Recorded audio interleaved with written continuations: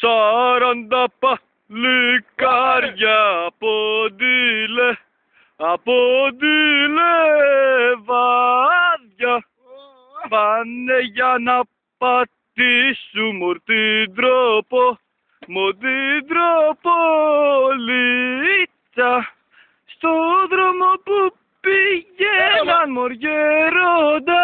μοργερόντα παντούν. Πού πάτε παλικάρια, πού πάτω ρε παιδιά, πάμε για να παρτίσουμε μορτίντροπολίτσα. Άσε μωρέ το δικό μας ρε σύφη! Θα σου κάνω μπιτάκι! Άντε παιδιά, σας κανονίσω εγώ τώρα, ακούστε μουσική. Άιντε!